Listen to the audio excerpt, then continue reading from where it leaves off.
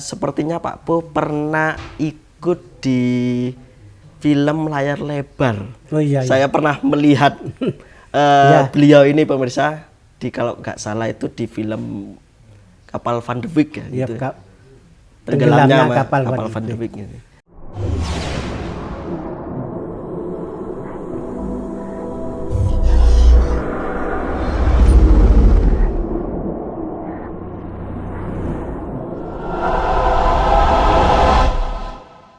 Oke pemirsa, jumpa lagi bersama saya tetap di channel Giri Mataya.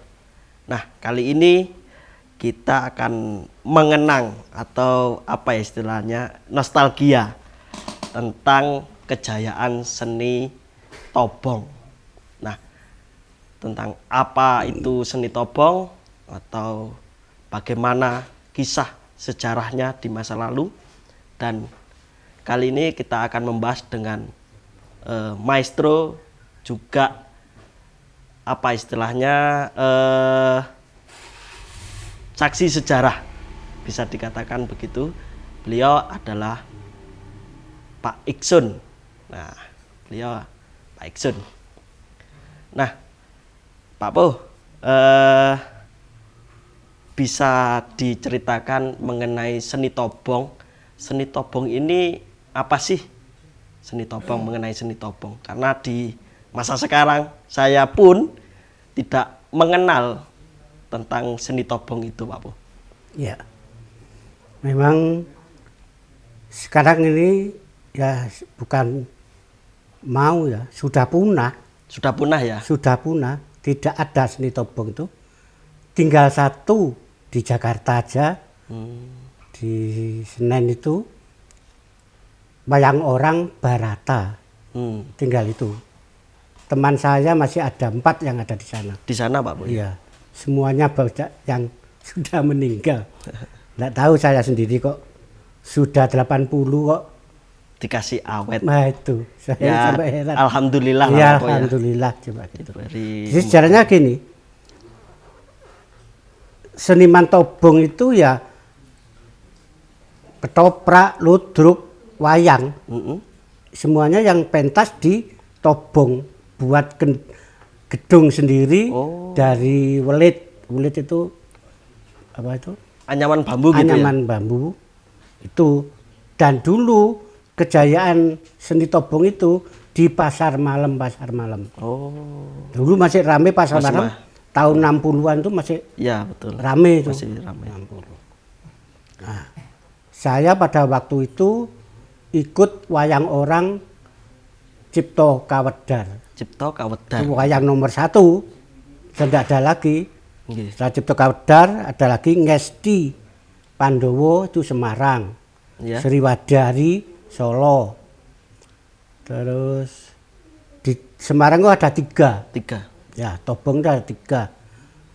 Sri Wanito sama Wahyu Budoyo. Nah, ini Pak Po yang ikut yang di daerah mana? Cipto Kawedar keliling. Oh, keliling ya? Malah aslinya saya Malang kok. Oh, gitu. Wayang orang Cipto Kawedar itu Malang aslinya. Aslinya di Malang. Di Buring dulu. Jalan Buring. Nah, itu rumahnya. Itu dulu mantan Bupati Lumajang. Namanya Raden Sunario. Dulu masih Raden gitu ya? Masih Raden. Masih menggunakan. Iya. Ya, Pak Po. Nah, jadi pemirsa, seni tobong itu adalah seni keliling dengan membuat gedung sendiri menggunakan apa istilahnya, anyaman bambu, Pak. Yaitu yang disebut tobong itu. Tobong itu. Dan di dalamnya itu ada beberapa seni, Pak Po ya. Ada. Yang diceritakan Pak Po seperti wayang orang, ludruk, ketoprak gitu ya Pak Po ya. Nah, ini sejarah dari seni tobong. Seni tobong ini mulai kapan Pak Po? Munculnya mungkin yang jenengan ngertos? Kalau wayang orang saya itu 55. Tahun 55 ya. Dirinya. Siswa Budoyo itu 56. Ya. Terus Ngesti ya, di antara 50 sampai 60 itu mulai itu banyak seniman dan tobong. Hmm. Sampai orang-orang di dalam Keraton Surakarta itu sendiri banyak yang keluar. Pasangan saya itu banyak yang Dari keratonnya. keraton itu seperti Mas Asmoro Hadi, tapi sudah meninggal juga. Nggih. Banyak sekali teman saya. Nggih. Makanya ini suatu kesempatan yang bagus sekali. Saya berkesempatan bisa mewawancarai beliau, salah satu tokoh dan pelaku sejarah nih. Nah ini kan sudah menjadi sejarah Pak Bu dari seni tobong itu sendiri. Nah di tahun sebelum 65 ini Pak Bu, gimana kisahnya ini? Wah. Kejayaan-kejayaan awal-awal ya. Kejayaannya awal dari 50 sampai 60 itu, Iya. waduh, saya seperti raja. Hmm. Bahkan saya itu dipinggit sama Pak Raden Sunaryo itu, Sampai tidak segitu. boleh keluar. Karena kalau keluar dicolong juragan lain. Seperti Iya, saya itu betul. dulu memang bintang panggung, Mas. Oh gitu. Ya elek-elek kayak gini dulu tahun Artis 60. di masanya, Artis Pak, di ya? masa dulu, tapi katelannya itu Iksan Iksun Buto. Oh. Tapi ya enggak, sebetulnya jadi Bismo ya bisa, Bisa. jadi Setiaki ya bisa. Itu segala macam sekarang malah bisa setelah Bisa, jadi sutradara. Nggih. Kalau 60-an itu belum, tapi sudah dapat nama pada waktu itu. Ada baru itu dulu tetangganya Pak Bondan tuh yang di Solo itu baru meninggal, namanya Pak Gunadi. Itu Sriwedari. Rekan jenengan juga Rekan nih. saya juga Nggih, nggih, sudah meninggal. Tapi masih muda sana dengan saya, tua saya. Hmm. Pak Gunadi. Nggih, nggih, nggih. Itu juaya sampai 60. 65 itu mulai ada masalah itu. Nah ini kenapa ini Pak Bu? Di Ya. tahun-tahun tersebut. Tidak tahu, itu kan urusannya bapak-bapak yang di Di atasan gitu ya. atasan. Ada Kita gejolak sendiri gitu tidak ya. tahu, tutup gitu aja. Hmm. Kalau tidak boleh pentas itu sampai 1 bulan. 1 bulan Pak Bu. 1 bulan. Sampai 65 itu, waduh, ya udah, suaranya tidak enak sekali. Hmm. Tapi kalau saya sendiri pribadi melihat waktu kita pindah dari Nganjuk pindah ke mana gitu, sudah di depan itu ada tentara jaga, belakang dijaga terus. Nggih, nggih. Nah, waktu saya di Nganjuk itu sudah ngancik 66. Di tahun 66 itu. 66. 66 itu tidak tahu-tahu kita itu terbakar pada waktu pembukaan. Sampai terjadi kebakaran gitu. Badi. Karena pada waktu itu di Nganjuk itu Ya. mestinya mercon Ya. yang bungut itu 8 kali dibunyikan 9 kali. Ya enggak tahu itu pola siapa, Iya. tapi ternyata memang kita ada 2 grup yang bersaing kepada Cipto Kawedar pada waktu itu. Kepinginnya ini enggak bisa. Kita sudah jaya dulu. Nggih, nggih, nggih. Dan pemain dari Cipto Kawedar itu banyak yang Raden, banyak yang ya orang-orang itu sampai pembukaan dibakar, terakhir mau pindah tempat juga dibakar. Pasar malamnya mau pindah ke Magelang, Nggih. itu ya terbakar lagi, tapi tidak habis. Nggih. Kalau yang pertama habis. Nah, itu pelakunya kita sendiri orang seniman enggak tahu Nggih. ada apa ini, ada apa, ya dengar aja 65 gitu tahu. Nggih. Artinya kan gejolak yang di atas, Iya. gejolak politik pada waktu itu Mungkin. mempengaruhi Pak Bu ya. Iya. Ke apa istilahnya, ke seniman ya. Seniman. Seniman pada waktu itu ya. Sampai mempengaruhi sedemikian rupa. Dan setelah di tahun itu Pak Bu, di Nah, tahun itu sudah mulai merosot. mulai sana merosotnya Mulai seni merosot topong seperti wayang-wayang yang kecil, kedok-kedok kecil. ya. Nggih. Itu ya yang masih jaya ya Cipto Kawedar, Ngesti, seperti Siswo Budoyo itu yang masih Eksis nggih. masih eksis sampai sekitar 68. 68 itu benar-benar 68 itu sudah mulai goyang semua.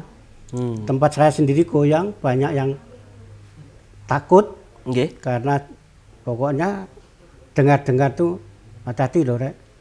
Hmm. Pokoknya orang seniman mesti mati. Hmm. Tuh. Nggih, nggih. Terus ada yang datang teman, aku saiki di KKO di Surabaya. Melak aku aja. Saya ndak mau sih an. Hmm. Dengar lagi, itu loh beneran lek kowe digoleki. Brimob Surabaya. Nggih. Nah, akhirnya saya jadi pelatih sutradara Di di sana enggak? Brimob Brimob. pada waktu itu. Akhirnya yang ngerangkep ke KKO apa? Akhirnya saya yang megang. Hmm. Tuh. Karena pada waktu itu 68. Cipto Kawedar nggih. Cipto Kawedar. Itu istilahnya yang paling diminati mungkin dulunya ya. Sama penonton. Nah itu Malah yang terkenal. sampai jenengan Iya. dicari-cari gitu Pak Boy ya. Ceritanya seperti itu. Banyak saya yang cari itu. Dari terus ada lagi pada waktu itu yang terbanyak Nggih. semua masuk ajen. Ajen. Jadi wayang orangnya ajendam. Oh. Nah, akhirnya di Malang ada ajen, Nggih. di mana itu Probolinggo ada ajen, di Madiun ada ajen. Teman-teman itu banyak yang saya dengar, oh teman ini di ajen sana, oh teman ini ada ajen di ajen sana. Nggih. Sampai ludruk itu semua dipegang sama ajendam Malang. Hmm. Teman saya Pak Subur, Pak siapa sama sudah meninggal semua teman saya. Tinggal saya. Beliau apa ya istilahnya pelaku sampai sekarang yang Dan mengalami semua. betul. Maka saya sangat beruntung sekali bisa wawancara beliau ini. Ya itu sampai Satu kebanggaan. 68 68. saya mulai di Surabaya Nggih. yang ngajar KKO, ngajar mana aja, jadi sutradara. 68 saya punya anak satu. Nggih, nggih, nggih. 68. Nah setelah itu saya masih senang-senangnya punya anak satu. Seniman hancur. Hancur ini. Mulai 68 tuh. Yang masih di Ajen ada di KKO masih hidup lah. Nggih. Aja. Yang sudah lari kemana-mana ya enggak tahu akhirnya. Banyak yang hilang, banyak yang anu. Bahkan sampai ke ini Pak Bu ya, istilahnya ke perekonomian Wah, bahkan sudah. wis gulung kuming gitu ya Pak ya. Bagaimana? Cari makan ya hampir seperti ini. Nggih. Betul. Seperti ini saya sulit. Nah, ini ada berita atau kabar bahwa dulu Pak Bo Iksun ini sebagai sutradara dari seni tobong. Ya. Jadi seperti itu Pak Bu ya. Iya, betul. Jadi beliau adalah sebagai sutradara, makanya kalau pada waktu itu ketika di tahun 66 68 gitu beliau dicari-cari orang karena beliau juga aktor utama, jadi artis utama gitu pada waktu itu. Nah, kemerosotannya ini adakah faktor lain Pak Bu? Misal banyaknya muncul istilah bioskop atau apa gitu? Iya, memang itu. Tahun 69 sampai 70 itu kan mulai ada TV. Nggih. Wah, TV banyak. Akhirnya orang-orang di desa maupun dan sampai saya tuh pernah sama Topan tuh masuk ke desa. Mencoba. Ya enggak bisa mendapat rezeki yang enak. Nggih. Sudah desa bukan seperti dulu. Banyak orang yang nonton TV. TV gitu. Yang punya satu desa atau satu RT punya satu gitu aja semua rumpuk gitu iya kita lihat sama Topan tuh, saya sama Topan tuh, Mas Topan lawak itu. Lawak. Wah, itu sama saya ke lah kono main Pak no TV kabeh. Nah setelah itu sampai 75 80 sudah memang habis ya? Habis. Sudah merosot. Nah ini kalau di sejarah nih Pak Po, jadi di zaman kerajaan dulu itu ada 3 fase Pak Po.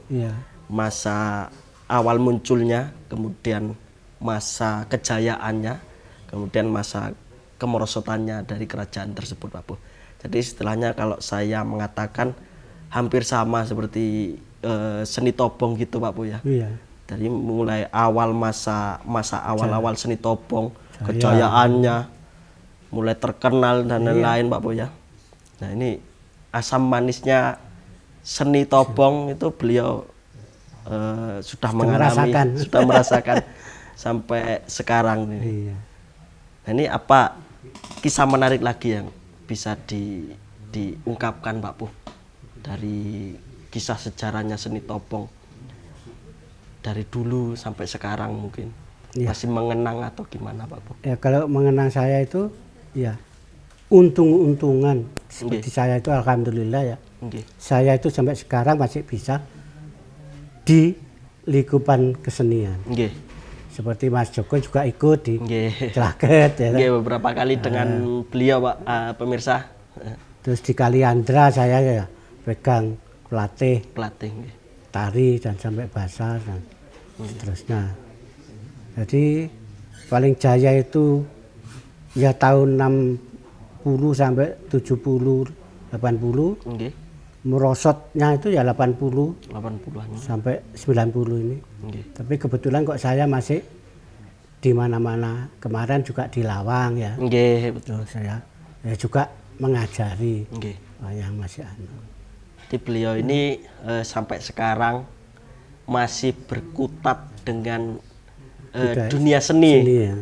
Meskipun beliau sudah sepuh, tapi jiwa seninya masih tetap ada, bahkan menerima pesanan Pak Pu ya, sampai membuat istilahnya baju kesenian dan lain. Beliau masih berkutat di dunia seni. Jadi beliau sebagai memang maestro di bidang seni ini. Saya itu yang teringat tuh saya ke istana tuh 3 kali loh Mas. Ke Istana Negara? Iya, diam-diam saya ini 3 kali. Gimana itu ceritanya Pak Pu? Waktu tahun 62 saya masih sekolah malahan gue. Oh masih sekolah ini. Saya masih sekolah, di sini ada wayang orang Cina. Namanya Ang Hindu. Nah itu saya ikut di situ. Masih SMP kelas 2 itu. Pentas di istana. Zamannya masih Ratna Juwita.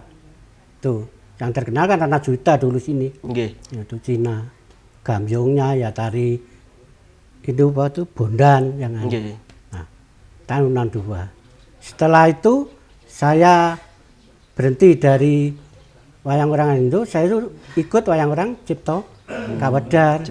Jadi awalnya sebelum ke Cipto Kawedar di Anindo dulu. Ya, mulai sekolah memang saya digemari teman-teman saya pinter nari gitu loh. Tariannya masih tidak karu-karuan. Ya, baru ngerti tarian yang betul itu ya di Solo itu. Setelah itu 62 63 saya ketemu sama Pak Rusman Gatotkaca Sriwedari yang terkenal zaman dulu. Oh terkenal sekali. Dia ingin kenal dengan saya.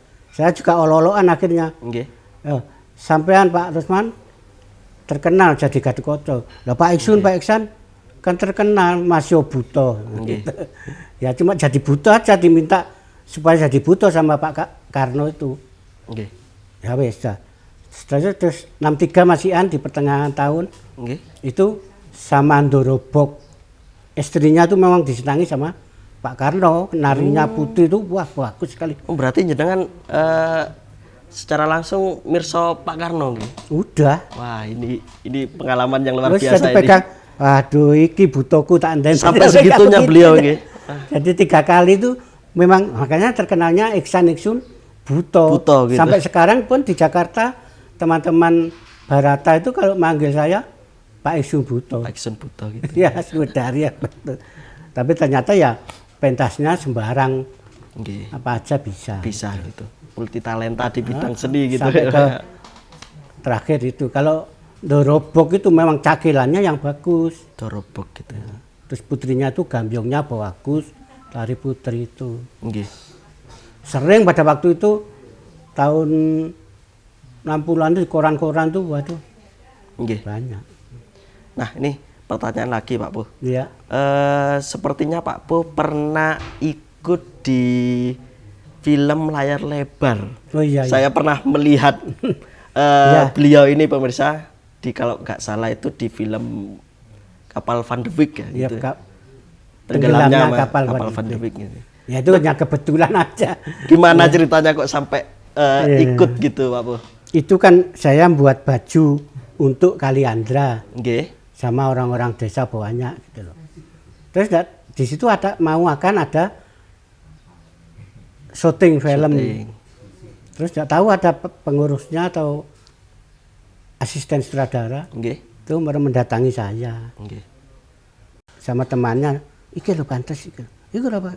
Ya, coba ya. Saya didekati ditanya. Pertanyaan ya, lu kok bisa buat gini Pak, laki kok jahit? Nggih. Gitu. Mau jadi film Pak? Ah, Bapak ini saya saja. Oh, saya seperti ini kok jadi Nggih. film. Bisa Bapak. Akhirnya Ikut film itu ya. ya. Entah tak namanya lupa saya. Jadi tuan siapa gitu. Nggih. Itu aja ada kok. Terus ikut 1 minggu pas puasa itu syutingnya. Dan akhirnya senang semua sama saya itu. Kok enak diberi bosnya itu maksudnya diberi keterangan gini Nggih. langsung dilakukan, enggak sampai 2 kali 3 kali. Sudah paham mengerti Iya. itu karena beliau sudah dari dulu sudah memahami laku cerita Nggih, itu. betul. Kalau cerita gini, mestinya gini. Nggih. Akhirnya semua itu sampai sutradaranya kan India. Oh, sutradaranya Sutradaranya India kalau saya ngomong doang. tinggi gitu. Itu Pak. tinggi. Bisa tunjuk dulu Pak Po. Nah itu. Akhirnya saya. Tapi tidak 1 kali itu, 2 kali Pak. 2 kali ya ikut film layar lebar. Sebetulnya Janur Kuning itu saya ikut Pak. Oh Sudah gitu. ikut. Pada waktu saya masih di Ciptakadar tuh. Tahun berapa itu di Jogja saya. Di Jogja. Saya ada di Jogja. Nggih, nggih. Yang terjun dari mana tuh? Kereta api. Nggih. Banyak yang statement gitu tuh. Nggih, artinya jenengan tidak hanya di dunia seni wayang, tapi di film layar lebar pun juga ikut Sudah berperan 2 kali gitu ya. itu. Karena beliau juga sutradara dan selalu tokoh utama gitu Iya. ya. Nah, itulah pemirsa kisah menarik dari beliau, salah satu maestro dari seni tradisional Tobong dan sebagai tokoh sejarah ini. Mengapa saya mengatakan demikian? Karena seni Tobong sekarang sudah tidak ada Pak Bu ya. Cuma ada satu di Jakarta, nggih. Ada di Jakarta dan beliau adalah tokoh sejarah. Jadi mungkin ke depan dari pemirsa Giri Mataya ini nanti ada yang berminat untuk menulis sejarah dari seni Tobong kan bisa Pak Bu. Bisa. Karena ini apa ya? Sebuah sejarah gitu. Iya. Dari peradaban bangsa kita, dari kehidupan seni dari masa dulu di tahun sebelum 60-an Pak Bu. Ya, 50. Kemudian 60 dan setelahnya. Nah, itulah pemirsa pembahasan menarik kita kali ini. Jadi ikuti terus video-video selanjutnya tetap di channel Giri Mataya.